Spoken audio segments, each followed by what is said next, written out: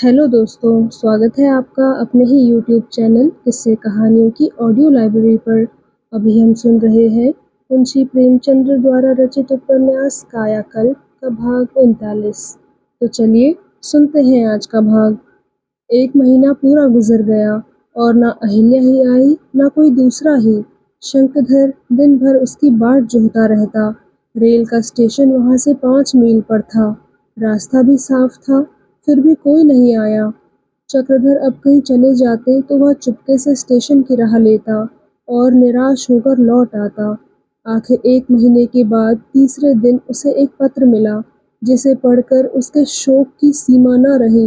अहिल्या ने लिखा था, मैं बड़ी अभागिनी हूँ बेटा। तुम इतनी कठिन तपस्या करके जिस देवता के दर्शन कर पाए, उनके दर्शन करने की परम अभिलाषा होने पर भी मैं हिल नहीं सकती।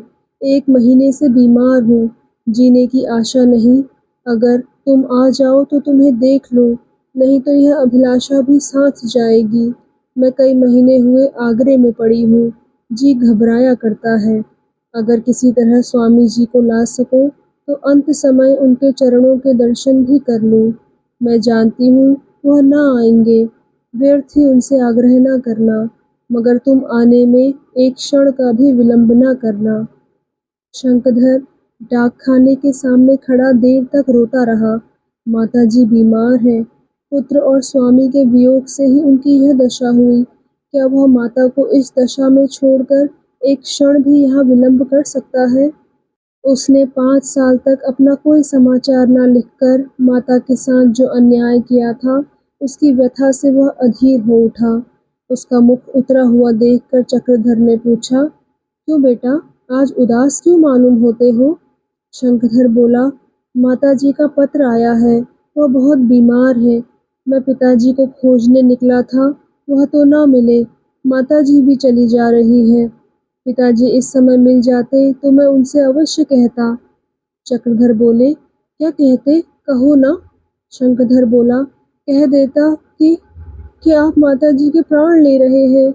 आपका विराग और तप किस काम का, जब अपने घर के प्राणी की रक्षा नहीं कर सकते।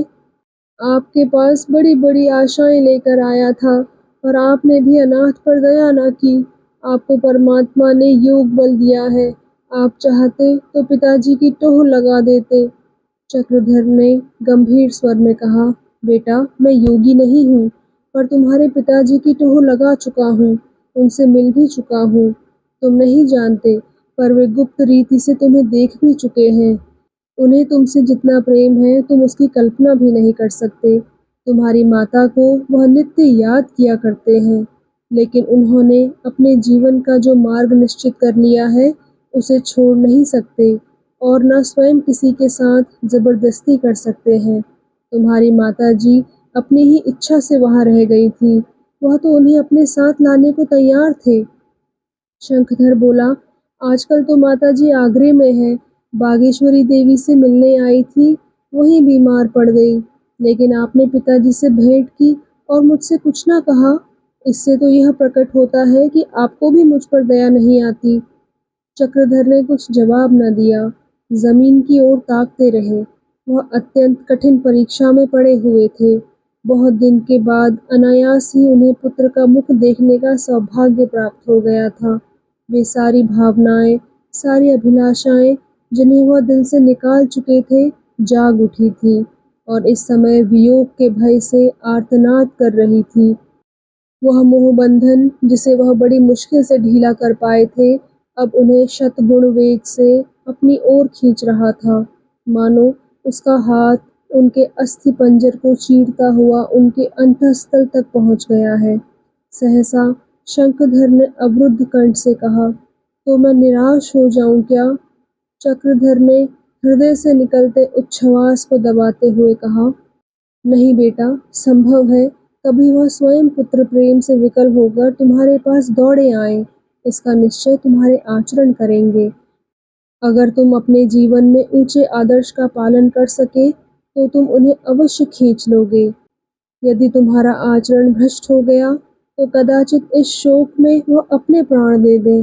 शंखधर बोला, आपके दर्शन मुझे फिर कब होंगे? आपका पता कैसे मिलेगा? यद्यपि मुझे पिताजी के दर्शनों का सौभाग्य नहीं प्राप्त हुआ, लेकिन पिता के पुत्र प्रेम की मेरे मन में जो कल्पना थी, जिसकी तृष्णा मुझे 5 साल तक वन-वन घुमाती रही, वह आपकी दया से पूरी हो गई। मैंने आपको पिता तुल्य ही समझा है और जीवन पर्यंत समझता रहूँगा। यह स्नेह, यह वात्सल्य, यह अपार करुणा मुझे कभी ना भूलेगी। इन चरण कमलों की भक्ति मेरे मन में सदैव बनी रहेगी। आपके दर्शनों के लिए मेरी आत्मा सदैव विकल रहेगी और माताजी के स्वस्थ होते ही मैं फिर आपकी सेवा में आऊँगा। चक्रधर ने आर्द्र कंठ से कहा, नहीं बेटा, तुम यह कष्ट न करना। मैं स्वयं कभी-कभी तुम्हारे पास आया करूँगा। मैंने भी तुमको पुत्र तुल्य समझा है और सदैव समझता रहूँगा। मेरा आशीर्वाद सदैव तुम्हारे साथ रहेगा। संध्या समय शंखधर अपने पिता से विदा होकर चला। चक्रधर को ऐसा मालूम हो रहा था, मानो उनका हृदय वक्षस्थल को तोड़कर शंखधर के साथ चला जा रहा है। जब वह आंखों से ओझल हो गया, तो उन्होंने एक लंबी सांस ली और बालकों की भांति बिलख-बिलख कर रोने लगे। ऐसा मालूम हुआ मानो चारों ओर शून्य है। चला गया, वह तेजस्वी कुमार चला गया, जिसको देखकर मेरी छाती गज भर की हो जाती थी और जिसके जाने से अब जीवन निरर्थक और व्यर्थ जान पड़ता था। उन्हें ऐसी भावना हुई कि फिर उस प्रतिभा संपन्न युवक के दर्शन न होंगे। उधर अहिल्या के आने की खबर पाकर मोहल्ले की सैकड़ों औरतें टूट पड़ी। शहर के बड़े-बड़े घरों की स्त्रियां भी आ पहुंची। शाम तक तांता लगा रहा। कुछ लोग डेपुटेशन बनाकर संस्थाओं के लिए चंदे मांगने आ पहुंचे। अहिल्या को इन लोगों से जान बचानी मुश्किल हो गई। किस-किस से अपनी विपत्ति कहे। अपनी गरज के बावले अपनी कहने में मस्त रहते हैं, किसी की सुनते ही कब हैं। इस वक्त अहिल्या को फटे हालों यहाँ आने पर बड़ी लज्जा आई। वह जानती कि यहाँ हड़बोंग मच जाएगा तो साथ 10-20 हजार के नोट लेती आती। उसे अब इस टूटे-फूटे मकान में ठहरते भी लज्जा आती थी। जब से देश ने जाना कि वह राजकुमारी है, तब से वह कहीं बाहर न गई थी। कभी काशी रहना हुआ, कभी जगदीशपुर। दूसरे शहर में आने का यह पहला ही अवसर था। अब उसे मालूम हुआ कि धन केवल भोग की वस्तु नहीं है, उससे यश और कीर्ति भी मिलती है। भोग से तो उसे घृणा हो गई थी, लेकिन यश का स्वाद उसे पहली ही बार मिला। शाम तक उसने 15-20 हजार के चंदे लिख दिए और मुंशी वज्रधर को रुपए भेजने के लिए पत्र लिख दिया। खत पहुंचने की देर थी, रुपए आ गए। फिर तो उसके द्वार पर भिक्षुकों का जमघट रहने लगा। लंगड़ों, अंधों से लेकर जोड़ी और मोटर पर बैठने वाले भिक्षुक भिक्षा दान मांगने आने लगे। कहीं से किसी अनाथालय के निरीक्षण करने का निमंत्रण आता, कहीं से टी पार्टी में सम्मिलित होने का। कुमारी सभा, बालिका विद्यालय, महिला क्लब आदि संस्थाओं ने उसे मान पत्र दिए और उसने ऐसे सुंदर उत्तर दिए कि उसकी योग्यता और विचारशीलता का सिक्का बैठ गया। आए थे हरि भजन को ओटन लगे कपास वाली कहावत हुई। तपस्या करने आई थी, यहाँ सभ्य समाज की क्रीड़ाओं में मग्न हो गई। अपने अभीष्ट का ध्यान ही न रहा। ख्वाजा महमूद को भी खबर मिली। बेचारे आंखों से माजूर थे, मुश्किल से चल फिर सकते थे। उन्हें आशा थी कि रानी जी मुझे ज़रूर सरफराज फरमाएंगी, लेकिन जब एक हफ्ता गुजर गया और अहिल्या ने उन्हें सरफराज न किया, तो एक दिन तामजान पर बैठकर स्वयं आए और लाठी टेकते हुए द्वार पर खड़े हो गए। उनकी खबर पाते ही अहिल्या निकल आई और बड़ी नम्रता से बोली, ख्वाजा साहब, मिजाज तो अच्छे हैं, मैं खुद ही हाजिर होने वाली थी, आपने नाहक तकलीफ की। ख्वाजा साहब बोले, खुदा का शुक्र है, जिंदा हूँ, हुजूर तो खैरियत से रही। अहिल्या बोली, आपकी दुआ है, मगर आप मुझसे यूँ बातें कर रहे हैं गोया मैं कुछ और हो गई हूँ। मैं आपकी पाली हुई वही लड़की हूँ जो आज से 15 साल पहले थी और आपको उसी निगाह से देखती हूँ। ख्वाजा साहब अहिल्या की नम्रता और शील पर मुग्ध हो गए। वल्लाह, क्या इनकिसार है, कितनी खाकसारी। इसी को शराफत कहते हैं कि इंसान अपने को भूल ना जाए। बोले, बेटी, तुम्हें खुदा ने यह दर्जा अता किया, मगर तुम्हारा मिजाज वही है, वरना किसे अपने दिन याद रहते हैं। प्रभुता पाते ही लोगों की निगाहें बदल जाती हैं, किसी को पहचानते तक नहीं, जमीन पर पांव तक नहीं रखते। कसम खुदा की, मैंने जिस वक्त तुम्हें नाली में रोते पाया था, उसी वक्त समझ गया था कि यह किसी बड़े घर का चिराग है। मैं मरहूम यशोदानंदन से भी बराबर यह बात कहता रहा। इतनी हिम्मत, इतनी दिलेरी, अपनी अस्मत के लिए जान पर खेल जाने का यह जोश राजकुमारियों में ही हो सकता है। खुदा आपको हमेशा खुश रखे। आपको देखकर आंखें मसरूर हो गई। आपकी अम्मा जान तो अच्छी तरह है। क्या करूं, पड़ोस में रहता हूँ, मगर बरसों आने की नौबत नहीं आती। उनकी सी पाकीज़ा सिफ़त खातून दुनिया में कम होंगी। अहिल्या बोली, आप उन्हें समझाते नहीं कि क्यों इतना कष्ट झेलती हैं? ख्वाजा साहब बोले, अरे बेटा, एक बार नहीं 1000 बार समझा चुका, मगर जब वह खुदा की बंदी माने भी, कितना कहा कि मेरे पास जो कुछ है वह तुम्हारा है। मरहूम यशोदानंदन से मेरा बिरादराना रिश्ता है। सच पूछो तो मैं उन्हीं का बनाया हुआ हूँ। मेरी जायदाद में तुम्हारा भी हिस्सा है, लेकिन मेरी बातों का मुतल्लक लिहाज न किया। यह तबक्कुल खुदा की देन है। आपको इस मकान में तकलीफ होती होगी, मेरा बंगला खाली है। अगर कोई हरज न समझो तो उसी में क़याम करो। वास्तव में अहिल्या को उस घर में बड़ी तकलीफ होती थी। रात में नींद ही न आती। आदमी अपनी आदतों को एकाएक नहीं बदल सकता। 15 साल से वह उस महल में रहने की आदी हो रही थी, जिसका सानी बनारस में न था। इस तंग, गंदे एवं टूटे-फूटे अंधेरे मकान में, जहाँ रात भर मच्छरों की शहनाई बजती रहती थी, उसे कब आराम मिल सकता था? उसे चारों तरफ से बदबू आती हुई मालूम होती थी। सांस लेना मुश्किल था, पर ख्वाजा साहब के निमंत्रण को वह स्वीकार न कर सकी। बागेश्वरी से अलग वह वहाँ न रह सकती थी। बोली, नहीं ख्वाजा साहब, यहाँ मुझे कोई तकलीफ नहीं है। आदमी को अपने दिन न भूलने चाहिए। इसी में 16 साल रही हूँ। जिंदगी में जो कुछ सुख देखा, वह इसी घर में देखा। पुराने साथी का साथ कैसे छोड़ दूँ? ख्वाजा साहब बोले, बाबू चक्रधर का अब तक कुछ पता नहीं चला क्या? अहिल्या बोली, इसी लिहाज से तो मैं बड़ी बदनसीब हूँ ख्वाजा साहब। उनको गए 15 साल गुजर गए। 5 साल से लड़का भी गायब है। उन्हीं की तलाश में निकला हुआ है। लोग समझते होंगे कि इसकी सी सुखी औरत दुनिया में ना होगी, और मैं अपनी किस्मत को रोती हूँ। इरादा था कुछ दिनों अम्मा जी के साथ अकेली पड़ी रहूंगी, पर अमीरी की बला यहाँ भी सिर से ना टली। कहिए, अब यहाँ तो आपस में दंगा फसाद नहीं होता? ख्वाजा साहब बोले, जी नहीं, अभी तक तो खुदा का फजल है, लेकिन यह देखता हूँ कि आपस में पहले की सी मोहब्बत नहीं है। दोनों कौमों में कुछ ऐसे लोग हैं जिनकी इज्जत और सरवत दोनों को लड़ाते रहने पर ही कायम है। बस वह एक न एक शिगुफा छोड़ा करते हैं। मेरा तो यह कौल है कि हिंदू रहो चाहे मुसलमान, खुदा के सच्चे बंदे रहो। सारी खूबियाँ किसी एक ही कौम के हिस्से में नहीं आई। ना सब मुसलमान पाकीज़ा हैं, ना सब हिंदू देवता हैं। इसी तरह ना सभी हिंदू काफिर हैं, ना सभी मुसलमान मोमिन। जो आदमी दूसरी कौम से जितनी नफरत करता है, समझ लीजिए कि वह खुदा से उतनी दूर है। मुझे आपसे कमाल हमदर्दी है, मगर चलने फिरने से मजबूर हूँ, वरना बाबू साहब जहाँ होते, वहाँ से खींच लाता। ख्वाजा साहब जाने लगे तो अहिल्या ने इस्लामी यतीम खाने के लिए 5000 रुपए दान दिए। इस दान से मुसलमानों के दिलों पर भी उसका सिक्का बैठ गया। चक्रधर की याद फिर ताज़ी हो गई। मुसलमान महिलाओं ने भी उसकी दावत की। अहिल्या को अब रोज ही किसी न किसी जलसे में जाना पड़ता, और वह बड़े शौक से जाती। 2 ही सप्ताह में उसका काया पलट सा हो गया। यश लालसा ने धन की उपेक्षा का भाव उसके दिल से निकाल दिया। वास्तव में वह समारोहों में अपनी मुसीबतें भूल गई।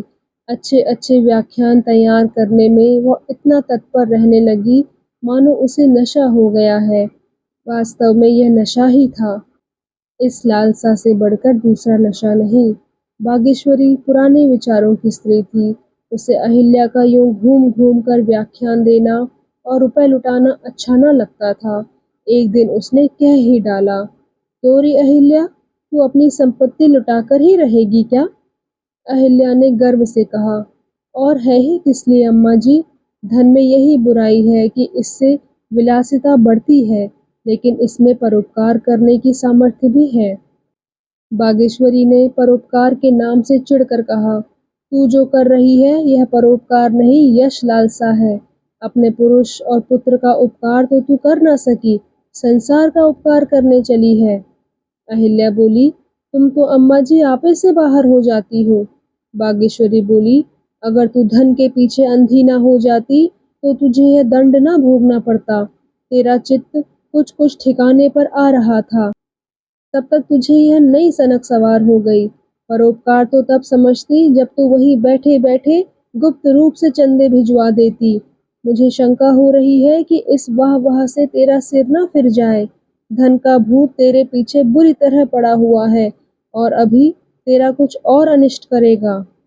अहिल्या ने नाक सिकोड़ कर कहा, "जो कुछ करना था कर चुका, अब क्या करेगा? जिंदगी ही कितनी रह गई है जिसके लिए रोऊं?" दूसरे दिन प्रातःकाल डाकिया शंखधर का पत्र लेकर पहुंचा, जो जगदीशपुर और काशी से घूमता हुआ आया था। अहिल्या पत्र पढ़ते ही उछल पड़ी और दौड़ी हुई बागेश्वरी के पास जाकर बोली, "अम्मा, देखो लल्लू का पत्र आ गया। दोनों जने एक ही जगह हैं, मुझे बुलाया है।" बागेश्वरी बोली, "ईश्वर को धन्यवाद दो बेटी। कहाँ है?" अहिल्या बोली, "दक्षिण की ओर है अम्मा जी, पता ठिकाना सब लिखा हुआ है।" बागेश्वरी बोली, "तो बस अब तू चली जा। चल, मैं भी तेरे साथ चलूंगी।" अहिल्या बोली, "आज पूरे 5 साल के बाद खबर मिली है अम्मा जी। मुझे आगरे आना फल गया। यह तुम्हारे आशीर्वाद का फल है अम्मा जी।" बागेश्वरी बोली, "मैं तो उस लड़के के जीवट को बखानती हूँ कि बाप का पता लगा कर ही छोड़ा।" अहिल्या बोली, "इस आनंद में आज उत्सव मनाना चाहिए अम्मा जी।" बागेश्वरी बोली, "उत्सव पीछे मनाना, पहले वहाँ चलने की तैयारी करो। कहीं और चले गए तो हाथ मलकर रह जाओगी।" लेकिन सारा दिन गुजर गया और अहिल्या ने यात्रा की कोई तैयारी न की। वह अब यात्रा के लिए उत्सुक न मालूम होती थी। आनंद का पहला आवेश समाप्त होते ही वह इस दुविधा में पड़ गई थी कि वहाँ जाऊं या न जाऊं। वहाँ जाना केवल 10-5 दिन या महीने के लिए जाना न था, वरन राजपाट से हाथ धो लेना और शंखधर के भविष्य को बलिदान करना था। वह जानती थी कि पितृभक्त शंखधर पिता को छोड़कर किसी भांति न आएगा और मैं भी प्रेम के बंधन में फंस जाऊंगी। उसने यही निश्चय किया कि शंखधर को किसी हीले से बुला लेना चाहिए। उसका मन कहता था कि शंखधर आ गया तो स्वामी के दर्शन भी उसे अवश्य होंगे। शंखधर ने पत्र में लिखा था कि पिताजी को मुझसे अपार स्नेह है। क्या यह पुत्र प्रेम उन्हें खींच न लाएगा? वह चाहे सन्यासी के रूप में ही आए, पर आएंगे जरूर। और जब अब की वह उनके चरणों को पकड़ लेगी तो फिर वह नहीं छुड़ा सकेंगे। शंखधर के राज सिंहासन पर बैठ जाने के बाद यदि स्वामी जी की इच्छा हुई तो वह उनके साथ चली जाएगी और शेष जीवन उनके चरणों की सेवा में काटेगी। इस वक्त वहां जाकर वह अपनी प्रेमाकांक्षाओं की वेदी पर अपने पुत्र के जीवन को बलिदान न करेगी। जैसे इतने दिनों पति वियोग में जली है, उसी तरह कुछ दिन और जलेगी। उसने मन में यह निश्चय करके शंखधर के पत्र का उत्तर दे दिया। लिखा, "मैं बहुत बीमार हूँ, बचने की कोई आशा नहीं। बस एक बार तुम्हें देखने की अभिलाषा है। तुम आ जाओ तो शायद जी उठूं, लेकिन ना आए तो समझ लो अम्मा मर गई।" अहिल्या को विश्वास था कि यह पत्र पढ़कर शंखधर दौड़ा चला आएगा और स्वामी भी यदि उसके साथ न आएंगे तो उसे आने से रोकेंगे भी नहीं। अभागिनी अहिल्या तो फिर धनलिप्सा के जाल में फंस गई। क्या इच्छाएं भी राक्षसों की भांति अपने ही रक्त से उत्पन्न होती हैं? वे कितनी अजेय हैं।